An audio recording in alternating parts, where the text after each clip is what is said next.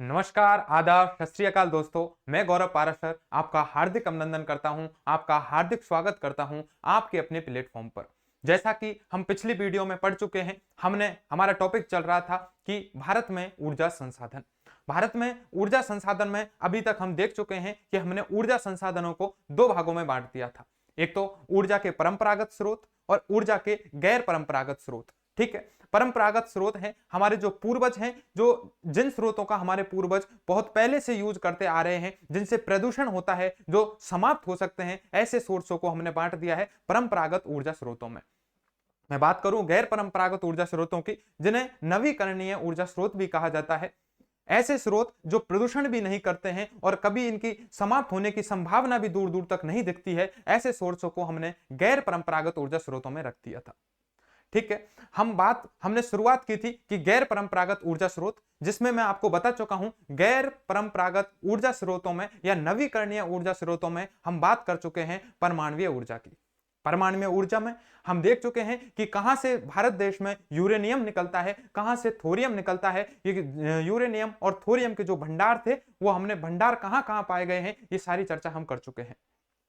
जब मैं आपको परमाणुीय ऊर्जा पढ़ा रहा था, तो मैं आपको यह भी बता चुका हूं कि भारत में कहां कहां परमाणुीय ऊर्जा पर रिसर्च किए गए हैं, रिसर्च सेंटर कहां कहां खोले गए हैं, वो भी हम चर्चा कर चुके हैं। हम ये भी देख चुके हैं कि परमाणुीय ऊर्जा के 8 संयंत्र हैं, वो भारत में कहां कहां स्थापित हैं। ठीक है, इसके बाद हम चर्चा कर चुके हैं कि परमाणुीय ऊर्जा में मंदक के रूप में एक भारी जल है D2O, जिसका प्रयोग किया जाता है। और ये भारी जल जो D2O है, इसके संयंत्र भी 8 हैं और भारत में कहां कहां लगाए गए हैं, हम ये भी ढंग से चर्चा कर चुके हैं। ठीक है, तो हमने परमाणुीय ऊर्जा की चर्चा कर ली है बच्चा। इसके बाद में मैं दूसरे नंबर पर आपको जिस ऊर्जा की चर्चा की थी, वो थी समुद्रीय ऊर्जा। समुद्रीय ऊर्जा को भी हमने 3 भागों में पढ़ा है। तरंगीय ऊर्जा, ठीक है, दूसरे नंबर पर पढ़ा हमने ज्वारीय ऊर्जा, और एक नई पद्धति चली है जो हमने देखा है ओटेक पद्धति। कौन सी पद्धति? ओटेक पद्धति है। इसके बारे में भी हम ढंग से चर्चा कर चुके हैं।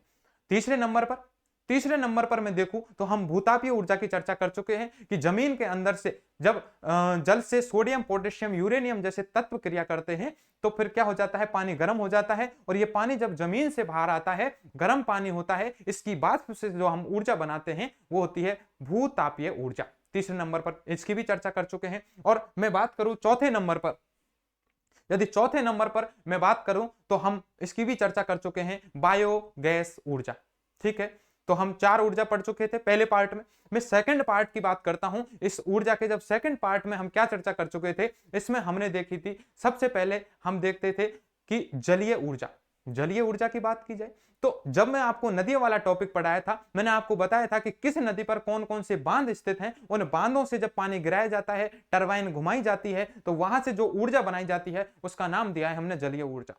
ये जलीय ऊर्जा है। इस जलीय ऊर्जा के कहां कहां देश में संयंत्र लगाए गए हैं, मैंने आपको बताया था कि जितने भी देश के बांध हैं, आपको बांध याद कर लेना है, या आपके सारा जो टॉपिक है, यहां से जलीय ऊर्जा क्लियर होने वाला है। जलीय ऊर्जा के बाद मैंने बात की थी सौर ऊर्जा की। ठीक है, मैंने आपको बताया कि सौर ऊर्जा है, ये सौर ऊर्जा के बारे में पूरी चर्चा की है। आप जाके पिछला लेक्चर देख सकते हैं, कहां कहां इसके संयंत्र लगाए गए हैं देश में। ठीक है, कुछ और महत्वपूर्ण बातें हैं, वो भी मैं आज आपको बताने वाला हूं। कौन सी बात है? कि सौर ऊर्जा का भारत देश में सबसे बड़ा संयंत्र कहां लगा है। मैंने आपको संयंत्र तो बता दिए हैं, जैसे कि मैंने आपको महाराष्ट्र में 2 बताए हैं। ठीक है, लेकिन रीवा वाला महाराष्ट्र का जो ये सौर ऊर्जा का जो पार्क है, ये सोलर पार्क है, ये सोलर पार्क भारत का सबसे बड़ा सोलर पार्क है। कहां स्थित है? तो रीवा में। इसके बाद मैं बात करूं तो मैं पूछूं कि भारत का सबसे बड़ा तैरता हुआ सोलर पार्क कहां है, तो यह भी मैं आपको यहां चर्चा करने वाला हूं। तो आज हम शुरुआत करते हैं। पिछली क्लास की कुछ बातें थी, रह चुकी थी। यदि आप प्रॉपर नोट्स बना रहे हैं तो आप इन बातों को मर्ज करें। ठीक है, सौर ऊर्जा में ही इन बातों को आप लिख सकते हैं। देखिए, सबसे पहले मैं आपको बता देता हूं कि भारत का सबसे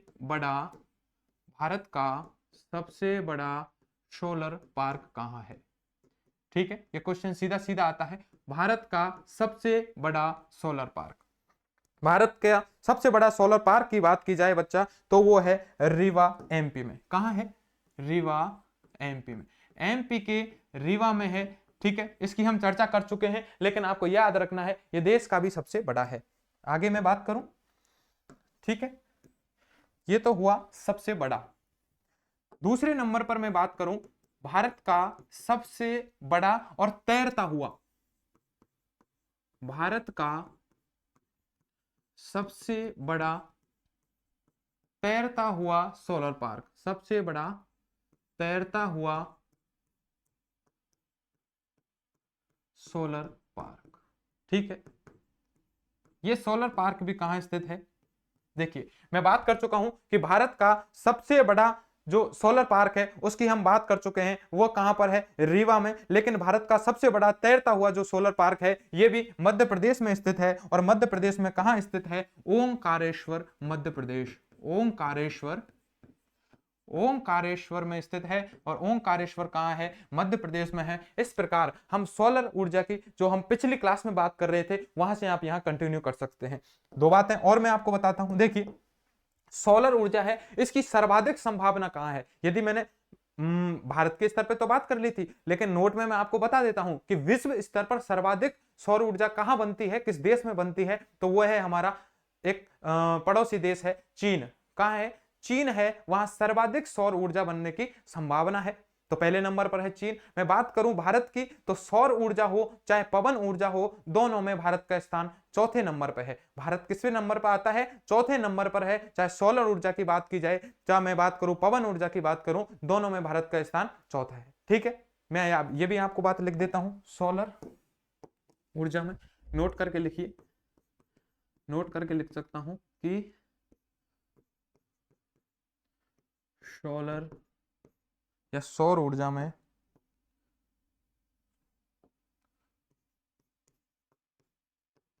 सौर ऊर्जा उत्पादन में, सौर ऊर्जा उत्पादन में विश्व में फर्स्ट स्थान। ठीक है, फर्स्ट स्थान किस देश का है? तो वो स्थान है चीन देश का। किस स्थान का? किस देश का है बच्चा? तो चीन का। ठीक है, मैं बात करूं सौर ऊर्जा उत्पादन में विश्व में यदि कोई पहला स्थान रखता है तो वो रखता है चीन। मैं यही बात कर लेता हूं भारत की, नोट बात करता हूं। तो भारत की यदि बात करता हूं, भारत का स्थान कौन सा है? फोर्थ है, आप यहां तक रखना। ठीक है, सौर ऊर्जा उत्पादन में विश्व में यदि कोई स्थान रखता है तो भारत रखता है चौथे नंबर पर, और चीन रखता है कौन से स्थान पर?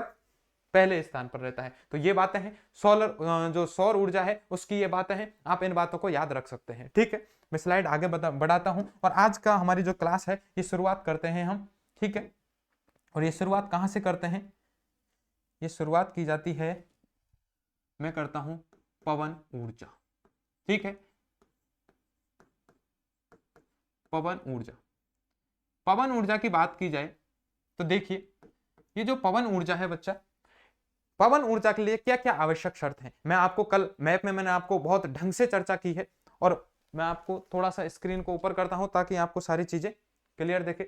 ठीक है, हाँ, अब मैं आपसे चर्चा करता हूं कि मैं आपको कल बता चुका हूं और क्या बता चुका हूं कि इंडिया के मैप में मैंने आपको दिखाया कि नीचे की यदि मैं तटीय क्षेत्र की बात करूं, तमिलनाडु, महाराष्ट्र, कर्नाटक वाले एरिया की मैंने बात की थी कि इधर समुद्र था, अरब सागर था, इधर यदि बात करें तो बंगाल की खाड़ी थी और दोनों तरफ से कोई रुकावट नहीं थी, तो हवाएं खूब आ सकती है। तो यहां सर्वाधिक संभावनाएं किसी थी? पवन ऊर्जा की।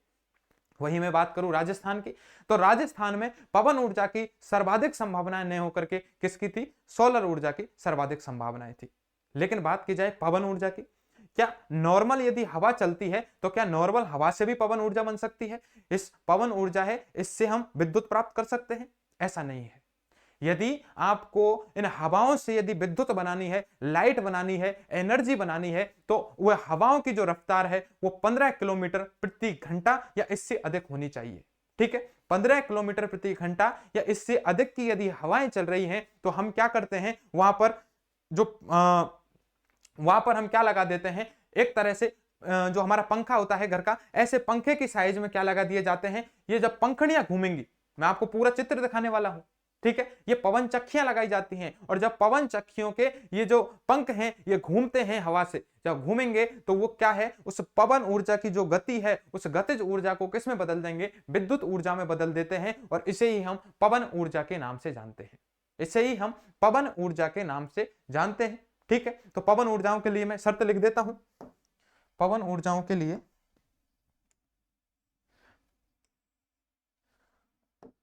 पवन ऊर्जा, ठीक है। पवन ऊर्जा की मैं बात करता हूं तो पवन ऊर्जा के लिए लिखते हैं बच्चा, पवन ऊर्जा की बात की जाए तो एक तो ये स्वच्छ ऊर्जा का स्रोत है। किसका? स्वच्छ ऊर्जा का स्रोत है। पूछा जाता है भारत में स्वच्छ ऊर्जा का स्रोत है, ठीक है। पहली बात की जाए यह है पवन ऊर्जा है, इसकी सर्वाधिक संभावना कहां है? मैंने आपको बताया था, याद कीजिए, सर्वाधिक संभावना। तो इसकी सर्वाधिक संभावना कहां है? देखिए सर्वाधिक संभावना, मैं मैप ले लेता हूं, सारी चीजें मैप से बताता हूं, ठीक है। आपको एक एक चीज यहां से क्लियर होने वाली है आपकी, ठीक है। ये मैंने मैप लिया है, इसको मैंने ओपन किया है, ठीक है। यहां देखते हैं,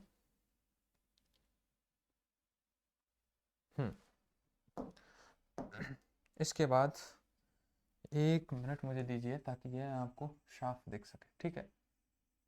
ये है, और इसका लेता हूं मैं वीडियो।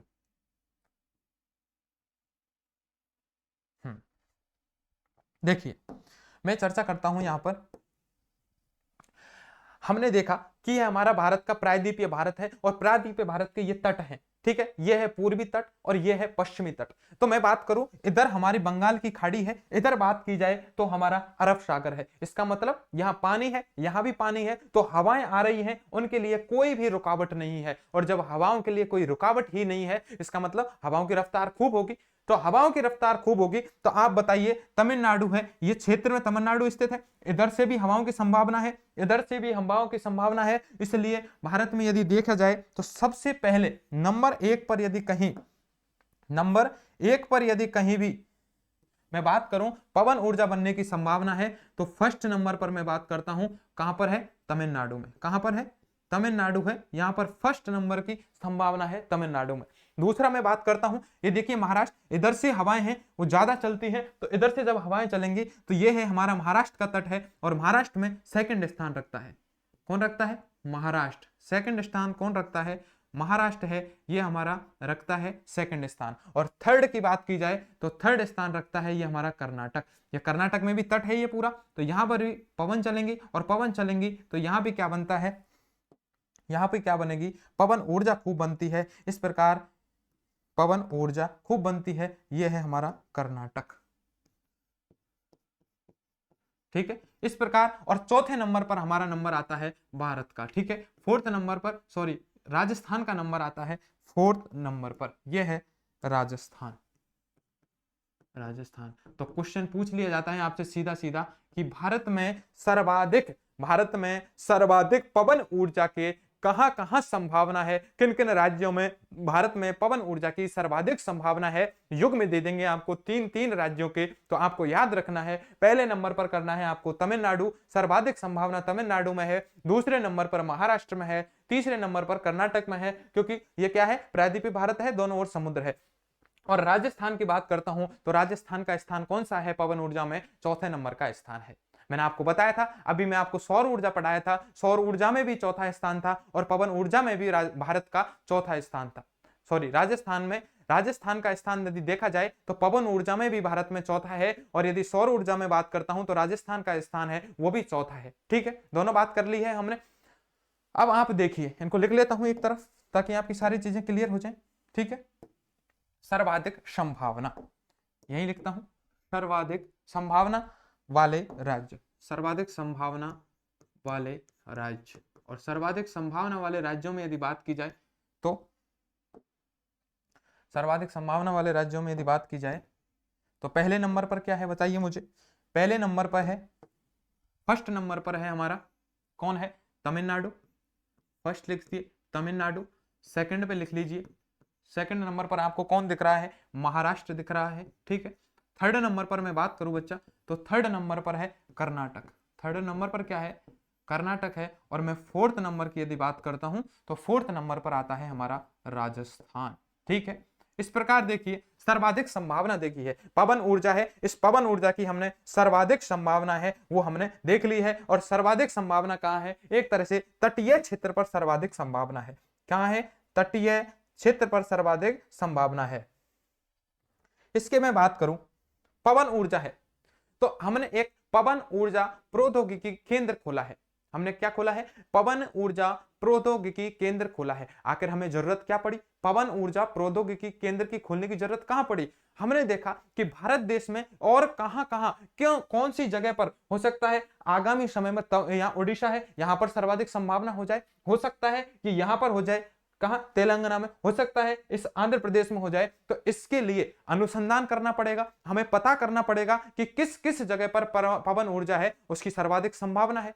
ठीक है, तो इसके लिए पवन ऊर्जा पर अनुसंधान करने के लिए, रिसर्च करने के लिए, इस पवन ऊर्जा पर रिसर्च करने के लिए हमने पवन ऊर्जा प्रौद्योगिकी केंद्र की स्थापना की है। और इसका जो मुख्यालय रखा है वो हमने रखा है चेन्नई में। कहां रखा है? चेन्नई में। तो इस बात को भी लिख लेते हैं। ठीक है, ये बात आपने लिख ली है। नेक्स्ट स्लाइड में लिखते हैं पवन ऊर्जा प्रौद्योगिकी केंद्र। यहां लिखता हूं मैं पवन ऊर्जा प्रौद्योगिकी केंद्र। पवन ऊर्जा, या मैं बात करूं पवन ऊर्जा पर, पवन ऊर्जा के क्षेत्र में, पवन ऊर्जा के क्षेत्र में रिसर्च करने हेतु, क्या बात करते हैं? रिसर्च हेतु हमने एक संस्थान बनाया है। और संस्थान का नाम क्या है? हमने बनाया है पवन ऊर्जा, पवन ऊर्जा, ठीक है, पवन ऊर्जा प्रौद्योगिकी, पवन ऊर्जा प्रौद्योगिकी केंद्र।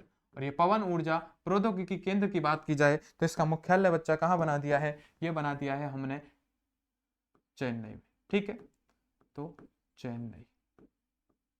ठीक है, ये देखिए, मैं बात करूं पवन ऊर्जा के क्षेत्र में यदि रिसर्च करने हेतु हमने एक केंद्र बनाया है, जो केंद्र का नाम क्या रख दिया है? पवन ऊर्जा प्रौद्योगिकी केंद्र, जिसका मुख्यालय हमने कहां बना दिया है? चेन्नई में बना दिया है। ठीक है, इसके बाद मैं बात करूं पवन ऊर्जा हेतु, इसके अलावा मैं बात क्या करता हूं?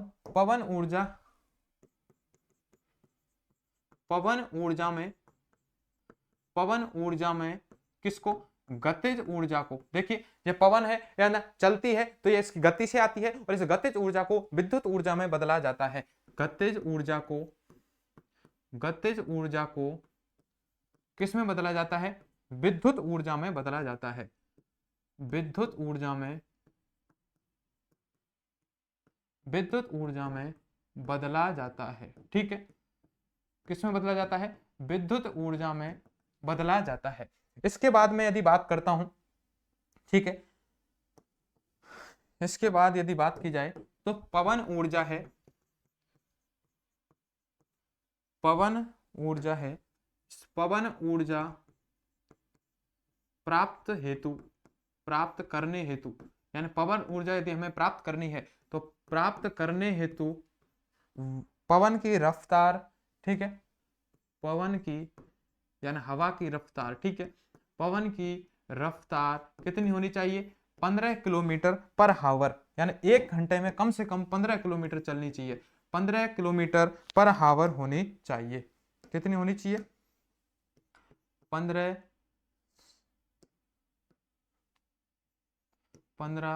किलोमीटर पर हावर या अधिक, या इससे क्या होनी चाहिए? अधिक होगी, तब ही हम क्या बना सकते हैं? पवन से हम क्या बना सकते हैं? पवन ऊर्जा बना सकते हैं। ठीक है, इसके अलावा मैं बात करता हूं पवन ऊर्जा है, इस पवन ऊर्जा के प्रमुख पार्क कहां कहां स्थित हैं, इसकी हम चर्चा कर लेते हैं। ठीक है, पवन ऊर्जा के प्रमुख पार्क मैं यहां लिख देता हूं, पवन ऊर्जा के प्रमुख पार्क, पवन ऊर्जा के प्रमुख जो पार्क हैं उनको हम यहाँ पर लिखते हैं। ठीक है, पवन ऊर्जा के प्रमुख पार्कों की मैं यहाँ पर चर्चा करता हूँ कि आखिर पवन ऊर्जा है, इस पवन ऊर्जा के सर्वाधिक पार्क हैं वो कहाँ पर बनाए गए हैं। तो आप देखिए, सर्वाधिक संभावना कहाँ है? तमिलनाडु में। अब जब ऑब्वियसली बात है, जब सर्वाधिक संभावना तमिलनाडु में है तो वहां पर भी तो कोई पार्क बनाया गया होगा, और वहां पर जो पार्क बनाया है उसका नाम दिया है हमने कौन सा? मुपंडल पार्क। क्या नाम दिया है? मुपंडल पार्क है। जिस पार्क से पवन से ऊर्जा बनती है तो मुपंडल क्वेश्चन पूछा जाता है मोपंडल पवन ऊर्जा का जो पार्क स्थापित किया गया है वो कहाँ स्थित है, तो तमिलनाडु में स्थित है। ऐसे ही मैं बात करूं जैसलमेर में, तो एक एक की चर्चा करते हैं। जैसलमेर की बात करूं तो जैसलमेर पार्क बना दिया है, ये हमने राजस्थान में बना दिया है। इसके अलावा और भी है, 3-4 है, मैं बनाऊंगा। बैंकुसवाड़े कहां पर बनाया गया है, ब्राह्मण वेल कहां पर बनाया गया है, ये सारी चीजें हैं, धीरे धीरे इनकी चर्चा करते हैं। तो हम बात करता हूं मैं पहले नंबर पर यदि बात की जाए, ठीक है, सबसे पहले प्रमुख पार्क बनाया गया है उसकी हम चर्चा करते हैं। तो देखिए मोपंडल पार्क, मोपंडल पार्क, और ये मोपंडल पार्क बनाया गया है तमिलनाडु में। मैं दूसरे नंबर पर यदि बात करता हूं तो मैं बात करता हूं जैसलमेर पार्क। किसकी बात करता हूं, जैसलमेर पार्क। जैसलमेर पार्क है, किसका पार्क है, पवन ऊर्जा का पार्क है, यहां भी पवन से ऊर्जा बनाई जाती है। जैसलमेर पार्क है, ये कहां है, राजस्थान में है बच्चा, ये कहां है, राजस्थान में है। तीसरे नंबर पर यदि मैं बात करूं, 4 एक साथ लिख सकता हूं, ब्राह्मण बेल बासपेट तुलजापुर, ठीक है, ब्राह्मण बेल बासपेट तुलजापुर, एक साथ 3 लिखता हूं, इधर लिख सकता हूं इनको मैं, यहां जगह सही रहेगी।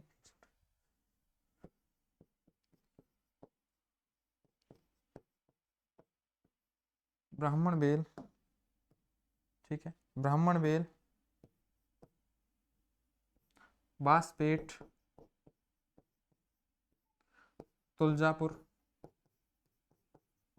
और बैंकुसवाड़े, और बैंकुसवाड़े, ये जो हमारे 4 क्षेत्र हैं। आप देखिए ब्राह्मण बेल पार्क है, ये कहाँ स्थित है, ठीक है। इसके अलावा बासपेट पार्क है, ये कहाँ स्थित है, ये भी आपको याद रखना है। तुलजापुर पार्क है, ये कहाँ स्थित है, और बैंकुसवाड़े पार्क है, ये कहाँ पर स्थित है। इनकी बात करूं मैं, देखिए मोपंडल पार्क मैंने आपको तमिलनाडु में बता दिया है, जैसलमेर पार्क को मैंने क्या बता दिया है, राजस्थान में बता दिया है। और मैं यदि बात करता हूं इन 4 पार्कों की, ये है ब्राह्मणवेल पार्क, बासपेट पार्क है, तुलजापुर पार्क है और बैंकुसवाड़े पार्क है। ये चारों पार्क कहाँ हैं, ये चारों पार्क हैं महाराष्ट्र में। कहाँ स्थित है, महाराष्ट्र में है। इनसे क्या बनाई जाती है, पवन ऊर्जा बनाई जाती है। थोड़ा सा कॉमन सेंस लगाइए, सर्वाधिक संभावना कहां है, तमिलनाडु में, तो सबसे पहले तमिलनाडु में लगा दिया। कौन सा पार्क लगा दिया है, मोपंडल पार्क लगा दिया। दूसरे नंबर पर पवन ऊर्जा की सर्वाधिक संभावना किस राज्य में है, बताइए मुझे, महाराष्ट्र में है, तो महाराष्ट्र में हमने 4 लगा दिए, ब्राह्मणवेल पार्क, बासपेट पार्क, तुलजापुर पार्क और बैंकुसवाड़े पार्क, ठीक है। अब तीसरे नंबर पर मुझे बताइए, तीसरे नंबर पर मैंने कौन सा स्टेट आपको बताया है, तीसरे नंबर पर पवन ऊर्जा का जो पार्क हमने कहां पर लगाया है, आप मुझे ये बताएंगे। इससे पहले मैं राजस्थान का लिख दिया है मैंने, जैसलमेर पार्क है वो कहां पर स्थित है, राजस्थान में, राजस्थान में स्थित है। आंध्र प्रदेश में हम देखते हैं, आंध्र प्रदेश में यदि बात करूं तो मैं बात करता हूं,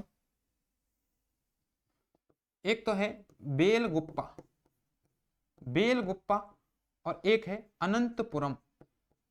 बेलगुप्पा और अनंतपुरम, ये 2 क्या है, पार्क स्थित हैं, पवन ऊर्जा के पार्क हैं। और ये दोनों पार्क कहाँ स्थित हैं, ये स्थित हैं आंध्र प्रदेश में। कहाँ स्थित हैं, आंध्र प्रदेश में। ऐसे लिख देता हूं एक साथ ही, ये दोनों कहाँ स्थित हैं, ये दोनों है, ये आंध्र प्रदेश में स्थित है। इस प्रकार हम देखते हैं कि पवन ऊर्जा के पार्क हैं, इनकी हम ढंग से चर्चा कर चुके हैं। एमपी में हमने कौन कौन सा, एमपी में नहीं बताया मैंने आपको, एक एमपी में है ममतखेड़ा, एमपी में कौन सा है, ममतखेड़ा, तीसरे नंबर पर लिख लीजिए, चौथे नंबर पर, 5वें नंबर पर लिख लीजिए ममतखेड़ा। ये भी एक पवन ऊर्जा का पार्क है ममतखेड़ा, और ये कहां पर है, एमपी में। इस प्रकार मैं बात करता हूं, मोपंडल पार्क है ये तमिलनाडु में है, जैसलमेर पार्क है ये राजस्थान में है, ब्राह्मणवेल, बासपेट, बैंकुसवाड़े और तुलजापुर ये कहां है, महाराष्ट्र में। मैंने आंध्र प्रदेश में 2 बताए हैं, बेलगुप्पा और अनंतपुरम। मैंने आपको ममतखेड़ा बता दिया है एमपी में। और एक इंपॉर्टेंट है, एक इंपॉर्टेंट है ओडिशा का दामन जोड़ी। उड़ीसा का क्या है, दामन जोड़ी है। 6, 7, 8, 9 और 10वां और लिख लीजिए लास्ट, दामन जोड़ी।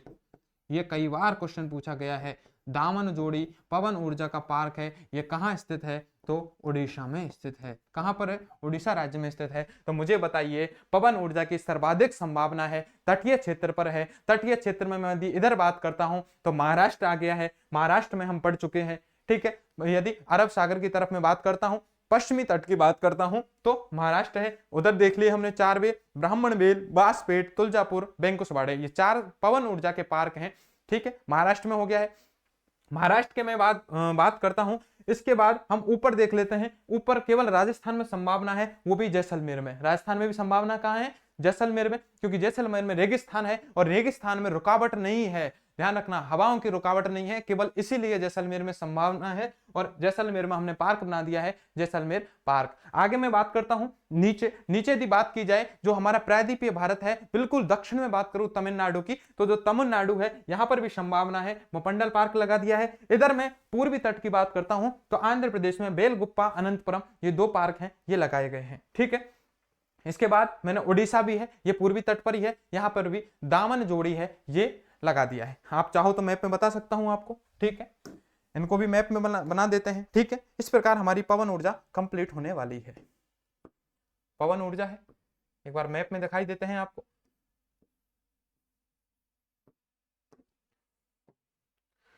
ठीक है, ये देखिए,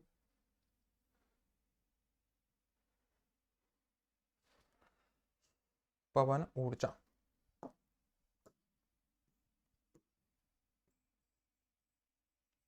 चलो इंडिया तो रहने देते हैं। ठीक, इसके बाद मैं बात करता हूं, इसको भी मैं साफ करता हूं। ठीक है, आगे चर्चा करते हैं। कलर लेते हैं रेड।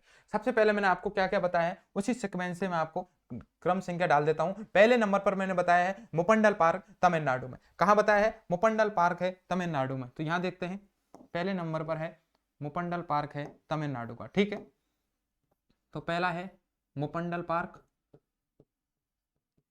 ठीक है, ये मुपंडल पार्क है और ये मुपंडल पार्क कहाँ है? तमिलनाडु में, यहाँ स्थित है। ठीक है, इसके बाद में यदि बात करता हूं दूसरी स्लाइड में, दूसरे नंबर पर मैंने आपको बताया है राजस्थान का जैसलमेर और आंध्र प्रदेश का है बेलगुप्पा और अनंतपुरम। ठीक है, ये है आंध्र प्रदेश का है। ठीक है, बेलगुप्पा और अनंतपुरम, ये आंध्र प्रदेश में है। ठीक है, बेलगुप्पा, बेलगुप्पा और अनंतपुरम है ये। ठीक है, ये बेलगुप्पा और अनंतपुरम है, ये दोनों कहाँ हैं? आंध्र प्रदेश में। हमने राजस्थान की बात करी है, तो राजस्थान में कौन सा है? जैसलमेर। राजस्थान में कौन सा है? जैसलमेर है। ये भी एक पवन ऊर्जा का पार्क है, इसकी भी हम चर्चा कर चुके हैं, लिख चुके हैं, मैप में आप देख लीजिए। इसके बाद यदि मैं बात करता हूं, ठीक है, मुपंडल हो गया, जैसलमेर हो गया, बेलगुप्पा हो गया, अनंतपुरा हो गया। एमपी में ममतखेड़ा है। एमपी में क्या है? ममतखेड़ा है। ये एमपी है, राजस्थान है, राजस्थान के बाद ये एमपी है, इस एमपी में है ममतखेड़ा, ममतखेड़ा। ठीक है, ये ममतखेड़ा है। उड़ीसा में बात कर लेता हूं, दामन जोड़ी। उड़ीसा में क्या है? दामन जोड़ी है। और इसके बाद में बात करता हूं महाराष्ट्र की, तो महाराष्ट्र में हमने 4 देख लिए हैं, जिनमें हमने देखा है ब्राह्मणबेल, बासपेट, तुलजापुर और बैंकुशवाड़े। ठीक है, महाराष्ट्र है, इस महाराष्ट्र में हमने 4 देखे हैं। कौन कौन से देखे हैं? ब्राह्मणबेल, ठीक है, बैंकुशवाड़े, ब्राह्मणबेल, बैंकुशवाड़े, तुलजापुर, तुलजापुर पार्क है। तो ब्राह्मणबेल, बैंकुशवाड़े, तुलजापुर और कौन सा रह गया है हमारा? बासपेट। कौन सा है? बासपेट, चौथे नंबर पर है बासपेट। ये हमारे पवन ऊर्जा के पार्क हैं, जो आपको याद करने ही करने पड़ेंगे, और कोई इनकी शॉर्ट ट्रिक है ही नहीं। आपको यहीं से इनको क्या करना पड़ेगा? याद करना पड़ेगा। ये आंध्र प्रदेश है, ठीक, सॉरी उड़ीसा है, वो क्या है? उड़ीसा लिखूं आप चाहो तो, यहाँ आप समझ जाना, ये उड़ीसा है, ये आंध्र प्रदेश है, ये तमिलनाडु है, ये महाराष्ट्र है, ये एमपी है, ये हमारा राजस्थान है। इस प्रकार हम देख चुके हैं। तो इस प्रकार पवन ऊर्जा है, ये एक हमारा जो परंपरागत ऊर्जा स्रोत है उसका लास्ट पार्ट था। तो परंपरागत ऊर्जा स्रोत है वो यहाँ पर कंप्लीट, सॉरी गैर परंपरागत ऊर्जा स्रोत हैं, ये नवीकरणीय है। नवीकरणीय या गैर परंपरागत ऊर्जा स्रोत हम पढ़ रहे थे, जिनमें हम सबसे पहले परमाणु ऊर्जा देखी, वो हमने कंप्लीट की है। इसके बाद समुद्री ऊर्जा भी कंप्लीट की है। इसके बाद हमने क्या देखा है? भूतापीय ऊर्जा थी, वो भी कंप्लीट की है। हमने बायोमास देखी है, सॉरी बायोगैस ऊर्जा देखी है, वो भी कंप्लीट देखी है। इसके बाद हमने सौर ऊर्जा देखी है, वो भी कंप्लीट है। जलीय ऊर्जा भी कंप्लीट की है और हमने पवन ऊर्जा भी कंप्लीट की है। इस प्रकार जो हम गैर परंपरागत या नवीकरणीय ऊर्जा स्रोत हैं ये कंप्लीट कर चुके हैं। केवल 2 हमारे ऊर्जा के स्रोत बचे हैं, और दोनों कौन से ऊर्जा के स्रोत बचे हैं बच्चा? वो बच्चे हैं हमारे परंपरागत ऊर्जा स्रोत के बच्चे हैं, जिनमें मैंने आपको बताया था। एक तो मैंने आपको कौन सा बताया था बताइए? एक तो मैंने बताया था आपको कि आपको बायोमास पढ़ना है। कौन सी ऊर्जा? बायोमास ऊर्जा आपको पढ़नी है, ठीक है, और एक पढ़नी है आपको तापीय ऊर्जा। हम भूतापीय ऊर्जा तो गैर परंपरागत में थी, लेकिन परंपरागत में हम पढ़ेंगे तापीय ऊर्जा, और फिर हम पढ़ते हैं कौन सी, तापीय ऊर्जा के बाद बायोमास। तो हम अगली ऊर्जा की तरफ चलते हैं, ठीक है, आप यहां समझ जाना, ठीक है। तो इसकी तो बात करूं मैं, परंपरागत ऊर्जा स्रोत या परंपरागत ऊर्जा स्रोत की यदि बात की जाए तो ये कौन से ऊर्जा है, इन्हें हम बोल सकते हैं अनवीकरणीय। परंपरागत या अनवीकरणीय में हम पहला देखते हैं, और पहले नंबर पर हम देखते हैं कौन सा, बायोमास ऊर्जा। कौन सी ऊर्जा देखते हैं, बायोमास ऊर्जा, ठीक है। तो हम देखते हैं बायोमास ऊर्जा क्या है।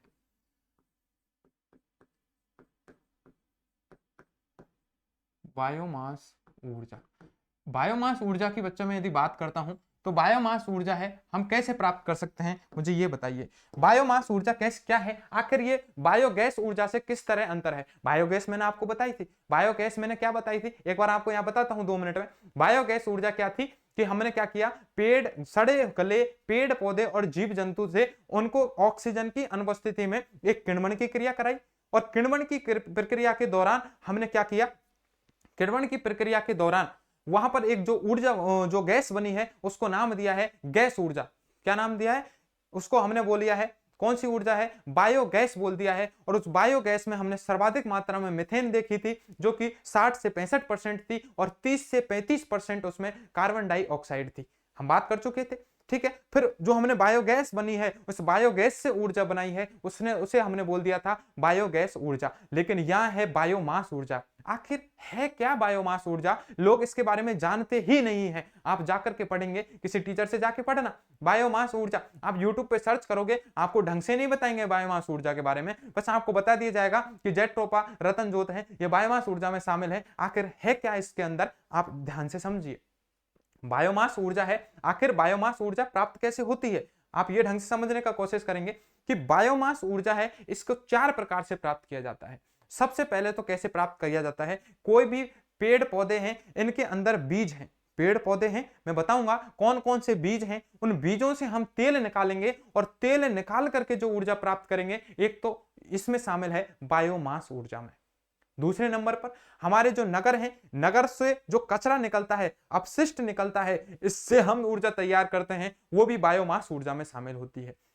मैं तीसरे नंबर पर बात करूं तो तीसरे नंबर पर मैं बात करता हूं हमारे जो उद्योग लगे होते हैं, शहरों में उद्योग धंधे लगे होते हैं, इन उद्योगों से भी क्या निकलता है, कचरा निकलता है, अपशिष्ट निकलता है, उससे भी हम ऊर्जा प्राप्त करते हैं, वो भी बायोमास ऊर्जा में शामिल की जाती है। इसके अलावा जो हमारे जो कृषि होती है, इस कृषि के जो अपशिष्ट होते हैं, उनसे भी जो ऊर्जा प्राप्त होती है, वो बायोमास ऊर्जा में शामिल होती है, ठीक है। इस प्रकार मैं बायोमास ऊर्जा में, अब बायोमास ऊर्जा में सबसे इंपॉर्टेंट है वो है पेड़ पौधों में जो बीज आते हैं, उन बीजों से तेल निकाला जाता है, उस तेल से जो ऊर्जा बनाई जाती है वो है बायोमास ऊर्जा। आखिरकार ये कुछ ही साल में, 1-2 साल की मैं बात करता हूं, तो ये बहुत तेजी से इसके क्वेश्चन आने लगे हैं बायोमास ऊर्जा के। आखिर हुआ क्या, ऐसा हुआ क्या कि बायोमास ऊर्जा के बारे में ज्यादातर क्वेश्चन आने लगे हैं, आप समझने का कोशिश कीजिए। देखिए, एक रतन जोत या जेट्रोपा होता है, मैं आपको बीज बताने वाला हूं, रतन जोत या जेट्रोपा के बीज मैं चित्र लेकर के आया हूं, आपको दिखाने वाला हूं, अभी आप ध्यान से सुनिए। रतन जोत या जेट्रोपा के क्या होते हैं, बीज होते हैं, पेड़ होता है, पेड़ से बीज प्राप्त होते हैं, इन बीजों से तेल निकाला जाता है। क्या निकाला जाता है, तेल निकाला जाता है। और ऐसा पाया गया, वैज्ञानिकों ने यह शोध किया कि जब पेट्रोल के साथ जो हमारी मोटरसाइकिल है या जो भी हमारे व्हीकल हैं, इनमें जब पेट्रोल के साथ इस रतन जोत या जेट्रोपा का तेल मिलाया जाता है, तो हमने 2 इसके फायदे देखे। क्या, एक तो कि हमने 5 किलोमीटर चले हैं, और 5 किलोमीटर में नॉर्मल यदि गाड़ी है, उसमें हमने क्या किया है, नॉर्मल यदि पेट्रोल डाला है, तो हो सकता है 1 लीटर उसमें तेल जलता हो, ठीक है, 1 लीटर तेल जलता हो। लेकिन हमने ये पाया गया, तो गाड़ी 5 किलोमीटर चली है, 1 लीटर में 5 किलोमीटर हमारी मोटरसाइकिल चली है। फिर हमने क्या किया, इसमें जो 1 लीटर में से क्या किया, 200 ml तो हमने क्या किया है, पेट्रोल निकाल लिया है, और उसमें उसकी जगह रतन जोत या जेट्रोपा का 200 ml तेल डाल दिया। अब डालने के बाद क्या हुआ, हमने गाड़ी में भर दिया है और गाड़ी चला दी है, मोटरसाइकिल चलाई है, तो बच्चा अब की बार जो मोटरसाइकिल चली है वो चली है 7 किलोमीटर। हमने देखा, हम हैरत अंगेज हुए, आखिर ऐसा हुआ क्या, आखिर ऐसा हुआ क्या। और दूसरा हमने परिणाम ये देखा कि जो पहले वाली गाड़ी थी जिसमें डायरेक्ट पेट्रोल डाला गया था, वो उसकी सर्विस करानी पड़ी है लगभग 8 महीने में, ठीक है। और जो हमारी रतन ज्योति या जेट्रोपा के जो तेल मिलाया गया है, इसकी सर्विस हमने कराई है साल भर बाद, लेकिन फिर भी हमारी साल भर बाद जो गाड़ी थी वो एकदम सही थी, ठीक है। आखिर हुआ क्या, वैज्ञानिकों ने इस पर रिसर्च किया कि ऐसा कैसे पॉसिबल है। तो उन्होंने ये बताया कि जब भी हम पेट्रोल के साथ ये रतन ज्योत या जेट्रोपा का तेल मिलाते हैं, तो गाड़ी में जो इसकी जो खपत होने की जो दर है, जो पेट्रोल के खपत होने की जो दर है वो धीरे हो जाती है, कम हो जाती है। हमारा पेट्रोल है वो धीरे धीरे जलने लगता है, और गाड़ी है इससे प्रदूषण भी कम होता है और गाड़ी भी लंबी चली जाती है। पहला फायदा। दूसरा फायदा बच्चा इससे ये होता है कि हमारी जो गाड़ी के कल पुर्जे हैं वो कल पुर्जे कम घिसते हैं, क्योंकि जेट्रोपा या रतन ज्योत में ऑयल निकला है, और ऑयल कैसा है, घर्षण रहित है, ठीक है, घर्षण रहित है। इसका कारण ये हमारे कलपुर्जों को घिसने से भी बचा रहा है। तो ये जो बायोमास ऊर्जा है इसके अंदर रतन ज्योत या जेट्रोपा है, ये बहुत महत्वपूर्ण है। बात की जाए आखिर रतन ज्योत जेट्रोपा है दूसरा फायदा। तीसरा फायदा, ये रतन ज्योत जेट्रोपा केवल और केवल शुष्क क्षेत्रों में होती है। शुष्क क्षेत्र, ड्राई जो एरिया होते हैं, जैसे कि हमारा मरुस्थल है, रेगिस्तान का मरुस्थल। इससे पहले रेगिस्तान के हम जैसलमेर की तरफ बात करें, बेचारे उधर किसान थे, कोई पूछता नहीं था उनकी। आप जाके देखते पहले तो 150, 200 बीघा जमीन हुआ करती थी, लेकिन आज स्थिति बहुत अलग है। आज यदि आप चाहें, आज से 20 साल पहले की मैं बात करूं, तो वहां के किसानों के पास 100 बीघा 150 बीघा जमीन हुआ करती थी, क्योंकि रेगिस्तान था, कब्जा करो लेकिन वहां पर क्या था, खेती नहीं होती थी। तो जमीनें तो थी लेकिन वो कोई काम की नहीं थी, तो लोगों ने सोचा, इतना ध्यान नहीं दिया। लेकिन आजकल आप देखेंगे तो वहां पर भी रतन ज्योत और जेट्रोपा के क्या लगने लगे हैं, वहां पर ही रतन ज्योत और जेट्रोपा की खेती होने लगी है, क्योंकि इन बीजों से तेल निकाला जा रहा है, और इन तेल निकालने के बाद इन्हें पेट्रोल में यूज किया जा रहा है। आखिर क्या फायदा है इनका? फायदा यह है कि यदि हम इनको पेट्रोल के साथ यदि यूज करेंगे तो हमारा पेट्रोल कम जलेगा। हमारे जो भारत की जो विदेशी मुद्रा है, जो हम क्या करते हैं, पेट्रोल मंगाने के लिए दूसरे देशों को देते हैं, ठीक है, वहां से पेट्रोल मंगाएंगे। हो सकता है जैसे कि हम एक दिन में 1000 लीटर तेल मंगाएं, तो अब हमको 8000 लीटर ही मंगाना पड़ेगा। 10,000 लीटर की जगह एक दिन में 8000 लीटर ही मिलाना पड़ेगा, क्योंकि 2000 लीटर हमारा रतन जो जेट्रोपा का तेल मिला देंगे, ठीक है। तो विदेशी मुद्रा की क्या हुई, बचत हुई। हमारे जो किसान है वो शुष्क क्षेत्रों में खेती नहीं कर रहे थे, उनके लिए भी बड़ा रोजगार मिलेगा, वो भी संपन्न होते जाएंगे। तो आप बताइए, ये बायोमास ऊर्जा है, सरकार इस पर ध्यान दे रही है, बहुत महत्वपूर्ण योजना है। इसके बाद कौन कौन से, क्या जेट्रोपा रतन ज्योति ही इस बायोमास ऊर्जा में शामिल है? नहीं, इसके अलावा और भी ऐसे बीज हैं जिनके तेल है वो बायोमास ऊर्जा में शामिल होता है। जैसे कि मैं बात करूं, एक आता है करंज, मुझे आप कमेंट करके बताएंगे करंज के जो बीज होते हैं, इस करंज को क्या बोला जाता है, मुझे बताइए, करंज का दूसरा नाम क्या है? कमेंट करके बताएंगे, मैं आपको 20 सेकंड बाद इसका नाम बताने वाला हूं। करंज को दूसरे किस नाम से जाना जाता है? जैसे जेट्रोपा है, इस जेट्रोपा को रतनजोत बोला जाता है, ऐसे करंज को क्या बोला जाता है, मुझे ये बताएंगे आप, ठीक है। आगे मैं बात करता हूं, इसका वैज्ञानिक नाम क्या है रतनजोत का? रतनजोत है। इसके अलावा मैं देखता हूं अरंडी के बीज है, अरंडी के बीज के बाद में देखता हूं मक्का है, मक्का का भी बायोमास ऊर्जा में यूज किया जाता है। हम गन्ने की खोई होती है, इसका भी यूज किया जाता है। इसके अलावा सोयाबीन है, इसका भी यूज इसमें किया जाता है। तो इस प्रकार हम देखते हैं, ठीक है, बायोमास ऊर्जा है, इसको हम पढ़ते हैं। तो बायोमास ऊर्जा में मैंने आपको बताया था रतनजोत है ना। रतनजोत को क्या बोला जाता है? पिनागामिया पिनामेटा, पिनागामिया पिनामेटा इसका नाम है, और इसे बोला जाता है हिंदी में रतन ज्योत, ठीक है। तो ये है हमारी पूरी बायोमास ऊर्जा की हिस्ट्री। शॉर्ट में मैं लिखना चाहूं तो यहां पर लिख रहा हूं, समझ जाना और एक एक चीज को क्लियर करते जाना, ठीक है। एक एक चीज है, इसको आप बच्चे यहां से क्लियर करते जाओगे, ठीक है। आगे हम देखते हैं, तो मैं आपसे बात करने वाला हूं बायोमास ऊर्जा। बायोमास ऊर्जा को हमने 4 प्रकार से हम बायोमास ऊर्जा को पढ़ सकते हैं। सबसे पहले नंबर पर मैंने आपको बताया कि पेड़ पौधे, ठीक है, पेड़ पौधे, आगे पेड़ पौधे, इन पेड़ पौधों के बीजों से तेल निकालकर, ठीक है, तेल निकाल कर। तो बच्चा बात की जाए सबसे पहले कि पेड़ पौधे हैं उनके बीजों से तेल निकाल करके हम बायोमास है ये बायोमास ऊर्जा प्राप्त करते हैं। दूसरे नंबर पर मैंने आपको बताया था कि नगरीय अपशिष्टों से, किससे? नगरीय अवशिष्ट से, नगरीय अवशिष्टों से यानी, ठीक है। इसके अलावा मैंने तीसरे नंबर पर आपको बताया कि औद्योगिक अपशिष्टों से, औद्योगिक अवशिष्टों से, ठीक है, औद्योगिक अपशिष्टों से। और चौथे नंबर पर यदि मैं बात करूं तो हम देख सकते हैं कृषि की फसलों से, ठीक है, या कृषि अपशिष्टों से, कृषि अपशिष्टों से। जैसे कि कृषि अपशिष्ट है, जैसे गन्ना है, गन्ने को यूज कर लिया है, कैसे? गन्ने का रस निकाल लिया है, रस निकालने के बाद उसको कहां भेज दिया है? फैक्ट्री में भेज दिया है। गन्ने से क्या प्राप्त कर लिया? हमने चीनी प्राप्त कर ली है। अब जो गन्ने की जो खोई बची है, गन्ने की खोई बची है, उस खोई से हम क्या बना सकते हैं? बायोमास ऊर्जा बना सकते हैं। लेकिन मैं नाम लिखता हूं कृषि अपशिष्टों से, ठीक है, आपको दिख रहा है। अब बात करते हैं, पहले नंबर पर हम बात करते हैं कि जो पेड़ पौधे या बीजों से जो तेल निकाल करके हम क्या कर सकते हैं? बायोमास ऊर्जा प्राप्त करते हैं। इनमें सबसे प्रमुख जो फसल है वो है हमारी जैट्रोपा। क्या है? जैट्रोपा, जिसे क्या बोला जाता है? रतन जोत बोला जाता है। क्या बोला जाता है बच्चा? रतन जोत बोला जाता है। दूसरे नंबर पर मैं बात करूंगा करंज की। दूसरे नंबर पर मैं बात करूंगा करंज। इस करंज को बोला जाता है पिनागामिया पिनामेटा। क्या बोला जाता है? इसका वैज्ञानिक नाम क्या है बच्चा? पिनागामिया पिनामेटा। क्या नाम है? पिनागामिया पिनामेटा, ठीक है। आगे ना मैं बात करता हूं तो आगे इसमें आ जाएगी हमारी अरंडी के बीज। किसके? अरंडी के बीज, ठीक है। इसके बाद मैं बात करता हूं गन्ने की खोई। किसकी बात करता हूं? गन्ने की खोई की बात करता हूं।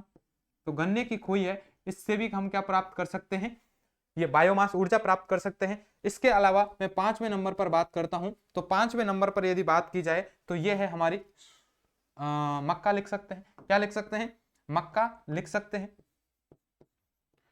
मक्का लिख सकते हैं। इस प्रकार हम देखते हैं पेड़ पौधे जीव जंतु हैं, इनसे हम क्या प्राप्त कर सकते हैं, ठीक है। इसके अलावा छठवें नंबर पर आप लिख सकते हो सूरजमुखी, भी एक लिख सकते हो, ठीक है, सूरजमुखी। इनसे क्या प्राप्त होती है हमें? इनसे हम क्या कर सकते हैं? बायोमास ऊर्जा प्राप्त कर सकते हैं। लेकिन यहां आप नोट लगा करके लिखें, इसके फायदे क्या हैं? इसके फायदे क्या हैं यहां लिखिए, आप नोट लगा करके लिखें कि जैट्रोपा, जैट्रोपा या रतनजोत, जैट्रोपा या रतनजोत, ठीक है, के बीजों का तेल, जो बीजों हैं, इस बीजों से निकले तेल का उपयोग, निकले तेल का उपयोग, ठीक है, तेल का उपयोग पेट्रोल के साथ, ठीक है, पेट्रोल के साथ करने पर, पेट्रोल के साथ करने पर क्या होता है? पहले नंबर पर तो क्या होता है, ठीक है, ये एक पेट्रोल के विकल्प के रूप में स्थित है, ठीक है, पेट्रोल के, पेट्रोल का विकल्प है एक तो ये, ठीक है, पेट्रोल का विकल्प है। दूसरा हम क्या बात कर सकते हैं? गाड़ी के कल पुर्जे, गाड़ी के कल पुर्जे कम घिसते हैं, ठीक है, गाड़ी के जो कल पुर्जे हैं ये क्या होता है बच्चा? कम घिसते हैं, ठीक है। मैंने आपको ये बताई है। मैं आगे आपको जब ये हमारी क्लास होने वाली है तो मैं आपको ये रतनजोत जैट्रोपा के भी आपको क्या बताने वाला हूं, बीज बताने वाला हूं, करंज के भी आपको बताने वाला हूं। चलो यही बता देते हैं, ठीक है, आप चाहोगे तो अभी आपको बता देता हूं। ये देखिए हमारे, ठीक है, ये है हमारा करंज, देखिए ये है हमारा करंज के बीज। किसके बीज हैं? ये करंज के बीज हैं। यहां लिख देता हूं मैं आपको, ये हैं किसके हैं? करंज के बीज, ठीक है।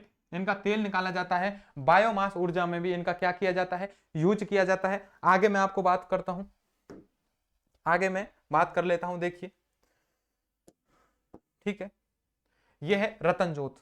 ये क्या है? हमारा रतनजोत है, ठीक है। इसकी बात कर लेता हूं। रतन जोत या इसे क्या बोला गया है, जेट्रोपा। इसे क्या बोला गया है, रतन जोत, या इसे क्या बोला जाता है, जेट्रोपा। ये क्या है, रतन जोत या जेट्रोपा के बीज हैं बच्चा, ठीक है। यहां देखिए रतन जोत, रतन जोत, या इसे क्या बोला जाता है, सॉरी, रतन जोत, या इसे बोला जाता है जेट्रोपा, ठीक है।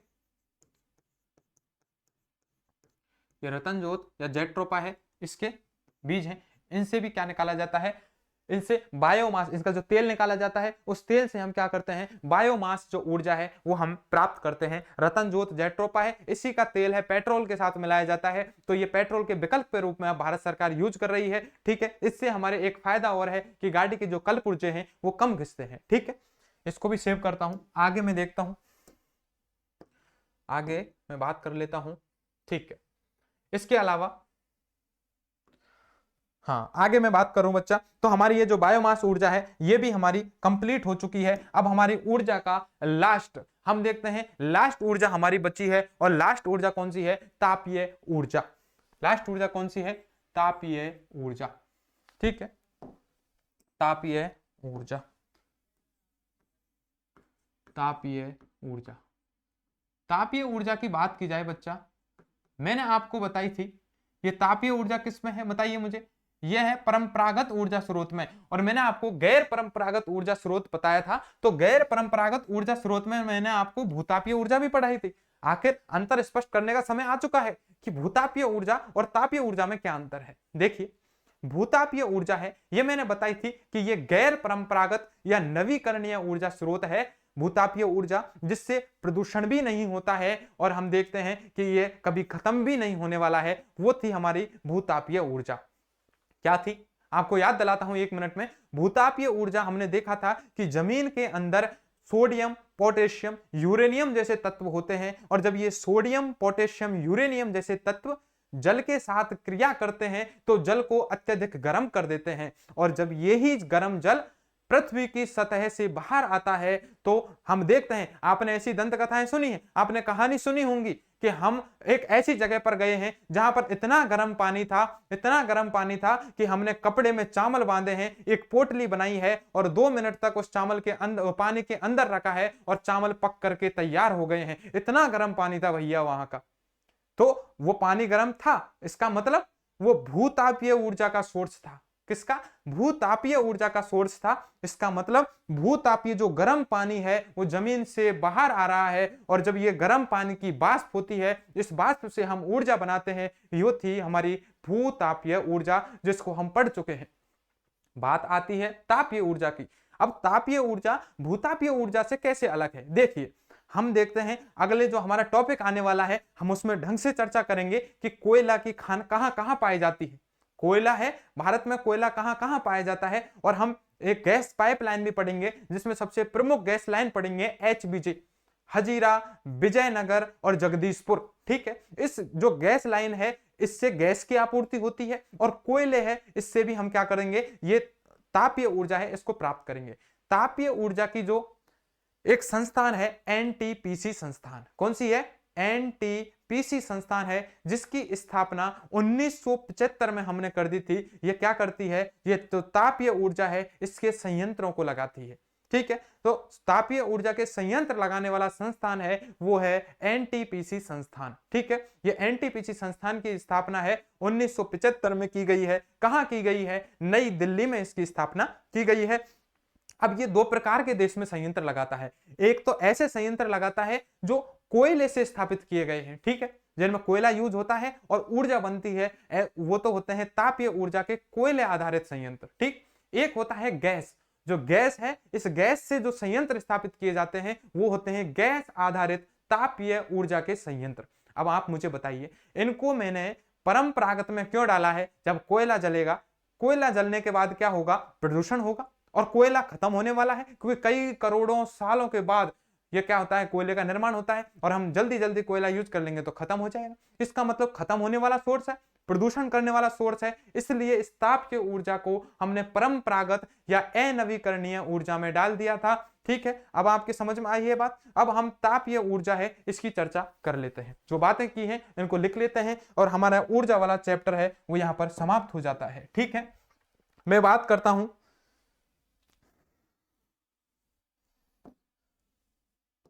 देखिए मैं बात करता हूं तापीय ऊर्जा की, तो मैं यहां लिख लेता हूं सबसे पहले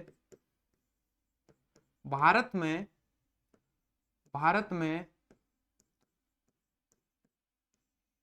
तापीय ऊर्जा, भारत में तापीय ऊर्जा संयंत्र लगाने वाली संस्थान, ये जो तापीय ऊर्जा के जो संयंत्र लगाती है ये लगाने वाली संस्थान कौन सी है, ये संस्थान कौन सी है बच्चा? तो इस संस्थान की बात की जाए तो नेशनल एनटीपीसी, बात करता हूं कौन सी है, NTPC, national thermal power corporation. इसको क्या बोला जाता है? नेशनल थर्मल, ठीक है, पावर कॉरपोरेशन। ठीक है, ये है हमारा एक संस्थान है एनटीपीसी संस्थान। ठीक है, इसकी बात की जाए एनटीपीसी संस्थान है, इसकी स्थापना कब की गई है? तो आप देखेंगे इसकी स्थापना, एनटीपीसी संस्थान है इसकी स्थापना यदि बात की जाए, एनटीपीसी की स्थापना है 1975 में की गई है। और कहाँ की गई है? ठीक है, इसका मुख्यालय की यदि बात कर ली जाए तो मुख्यालय इसका है नई दिल्ली में। कहाँ है? नई दिल्ली बच्चा। ठीक है, नई दिल्ली। ठीक है, अब हम बात करते हैं तापीय ऊर्जा है, भारत में तापीय ऊर्जा के संयंत्र लगाने वाली, तापीय ऊर्जा के संयंत्र लगाने वाली संस्थान है एनटीपीसी संस्थान है, जिसका नाम है नेशनल थर्मल पावर कॉरपोरेशन। ठीक है, national thermal power corporation.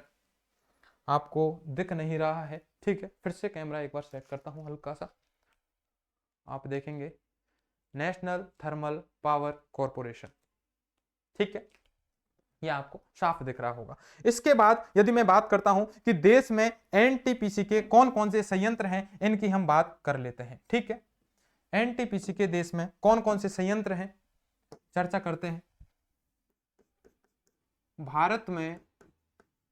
Bharat में ठीक है, तापीय ऊर्जा के संयंत्र, तापीय ऊर्जा के संयंत्र, मैं बात करूं तापीय ऊर्जा के संयंत्रों की, तो तापीय ऊर्जा के संयंत्र हैं ये दो प्रकार के होते हैं। ठीक है, संयंत्र एक तो होंगे गैसीय आधारित और एक होंगे कोयला आधारित। तो भारत में तापीय ऊर्जा के संयंत्र हैं। पहले नंबर पर मैं बात करता हूं कौन से? गैस आधारित, ए नंबर पर बात कर लेता हूं, या बात कर लेता हूं कोयला आधारित। ठीक है, कोयला आधारित और गैस आधारित दो भागों में हमने बांट दिया है, गैस आधारित और दूसरे नंबर पर हम देखते हैं कोयला आधारित। कौन से आधारित? कोयला आधारित।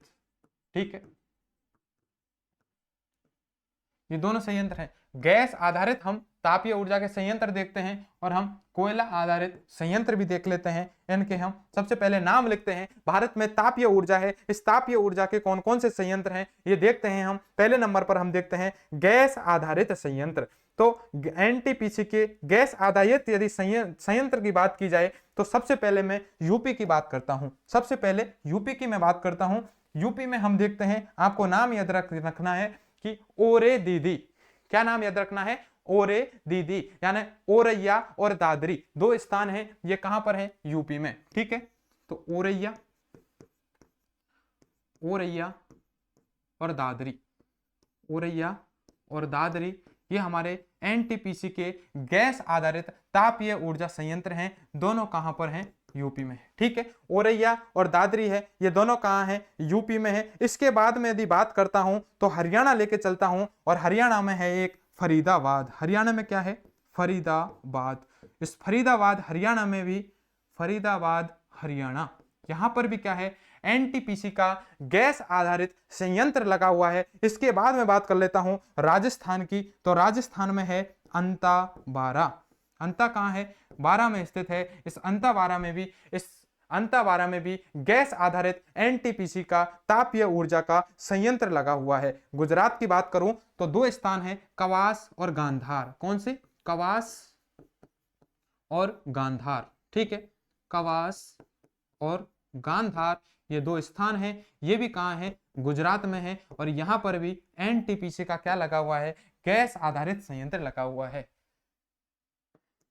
गैस आधारित एनटीपीसी के संयंत्र। ठीक है, संयंत्र, कोयला आधारित एनटीपीसी संयंत्र। ठीक है, हाँ, इसके अलावा मैं बात करता हूं, हमने यूपी में गैस आधारित एनटीपीसी के संयंत्रों की यदि बात करी है तो हमने देखा है औरैया है और दादरी है। ये दोनों कहां हैं? औरैया दादरी यूपी में है, फरीदाबाद हरियाणा में है, अंतावारा राजस्थान में है। गुजरात में दो हैं, कवास और गांधार। और लास्ट यदि मैं बात करूं केरल में, तो केरल में एक है कायाकुलम। केरल में क्या है? कायाकुलम। कायाकुलम। और ये कायाकुलम कहां है? केरल में। कायाकुलम कहां है? केरल में। इस प्रकार हम देखते हैं कि एनटीपीसी के गैस आधारित जो ये हमारे क्या लगाए गए हैं संयंत्र हैं तापीय ऊर्जा के, इनकी हमने चर्चा कर ली है। इसके बाद मैं बात करता हूं एनटीपीसी के कोयला आधारित संयंत्रों की। तो कोयला आधारित संयंत्रों की बात की जाए तो सबसे पहले यमुनानगर है हरियाणा में। सबसे पहले क्या है? यमुनानगर हरियाणा। यमुनानगर हरियाणा। हरियाणा में क्या है? ये हरियाणा में जो यमुनानगर है ये बहुत इंपॉर्टेंट है। कम से कम 5 से 7 एग्जामों में ये पूछ लिया गया है और सबसे ज्यादा पूछे जाने वाला यही है। ठीक है, इसके बाद बदरपुर है दिल्ली में। बदरपुर दिल्ली। ठीक है, बदरपुर दिल्ली। सिंगरौली है यूपी में। सिंगरौली है बच्चा कहां पर? यूपी में।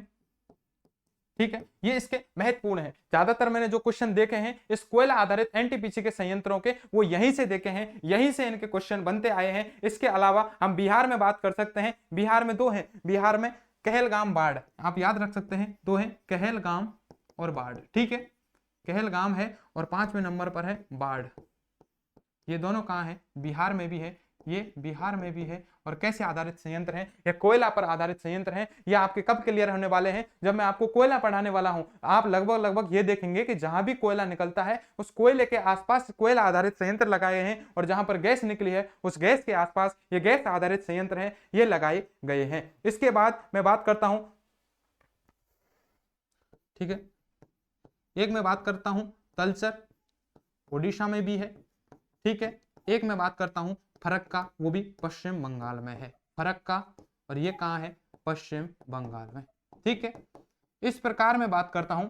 तो हम बात कर चुके हैं कि एनटीपीसी के गैस आधारित संयंत्र कहां हैं और एनटीपीसी के कोयला आधारित संयंत्र कहां हैं। यदि आपने ये याद किए हैं तो आप समझिए कि आपकी जो ऊर्जा वाला चैप्टर है बहुत ही ढंग से हमने कराया है। आपको 3 पार्ट में मैंने इसलिए कराया है क्योंकि एक एक ऊर्जा है, ये कहां कहां इसके हमने देखा है कि ऊर्जा संयंत्रों का बहुत विस्तार से चर्चा की है। उनको सब में मैंने आपको चित्र दिखाने की कोशिश की है, सबको मैंने मैप में आपको दिखा दिया है कि किस लोकेशन पर ये स्थित है। ठीक है, इसके अलावा मैंने आपसे वादा किया था कि जो भी ये संयंत्र हैं, जो भी ऊर्जा के, इनके मैं आपको चित्र दिखाने वाला हूं। ठीक है, तो मैं आपको चित्र दिखाता हूं लास्ट में। और इस प्रकार हम क्या करते हैं, इन ऊर्जा वाले चैप्टर को बहुत ही ढंग से तैयार करते हैं। देख, मैंने आपको बताया था एमपी में यह है मोपंडल पार्क, इसे हम बोलते हैं मोपंडल वाइंड फार्म। यह है मोपंडल वाइंड फार्म। ठीक है, मोपंडल वाइंड पार्क। इसकी क्या विशेषता है? मोपंडल, मैं नाम लिखता हूं पहले, मोपंडल। ठीक है, और ये है पवन, ठीक है, पार्क। मोपंडल पवन पार्क है, इसकी क्या विशेषता है आप मुझे बताइए। मोपंडल है, ये मोपंडल पार्क की मैंने क्या विशेषता आपको बताई थी? पवन ऊर्जा का है, इस पवन ऊर्जा की क्या विशेषता बताई थी आप मुझे कमेंट करके बताइए। तब तक मैं आपको दूसरा निकालता हूं। ठीक है, ठीक है, दूसरा निकालते हैं। मोपंडल की मैं बात करता हूं। इसके अलावा मैंने आपको क्या बताया? ठीक है, आपने ढंग से देख लिया होगा, मोपंडल पवन पार्क देख लिया। इसके अलावा मैं नेक्स्ट चित्र आपको निकालता हूं, इसको हम सेव कर लेते हैं। सबसे पहले इसको भी हम डाल देते हैं। ठीक है, इसके अलावा मैं बात करूं तो भूमंडल दिखा दिया। हाँ, मैं आपको दिखाता हूं रीवा सोलर पार्क। कौन सा दिखाता हूं? Rewa solar park. बहुत महत्वपूर्ण है। इस रीवा से कम 20 से 22 बार क्वेश्चन पूछे गए हैं। रीवा सोलर पार्क, ठीक है। इसकी क्या विशेषता है? रीवा सोलर पार्क की विशेषता है Rewa solar park, Rewa solar park. और ये रीवा सोलर पार्क है, ठीक है। ये रीवा सोलर पार्क है। और इस रीवा सोलर पार्क की क्या विशेषता है बच्चा? ये रीवा जो सोलर पार्क है ये मध्य प्रदेश में स्थित है। कहाँ स्थित है? मध्य प्रदेश में स्थित है। और ये भारत का सबसे बड़ा सोलर पार्क है। आप देखिए कितना बड़ा सोलर पार्क है। आपको ये चित्र में दिख रहा होगा, साफ दिख रहा है कि ये जो रीवा सोलर पार्क है ये भारत का सबसे बड़ा सोलर पार्क है, ठीक है। इसीलिए मैं आपके ये चित्र लेकर के आया हूं ताकि आपके जहन में ये कुछ चीजें बैठे, आपको ये सारी चीजें याद रहें, ठीक है। तो रीवा सोलर पार्क है, ये कहां स्थित है? एमपी में। ये भारत का सबसे बड़ा सोलर पार्क है। लिख देता हूं, भारत का सबसे बड़ा सोलर पार्क यह है। भारत का सबसे बड़ा, भारत का सबसे बड़ा सोलर पार्क, ठीक है। भारत का सबसे बड़ा सोलर पार्क है। यह मैंने आपको दिखा दिया है, रीवा जो एमपी में स्थित है। और बताता हूं, चलो आपको मैं और चित्र दिखा देता हूं, ठीक है, एक दो।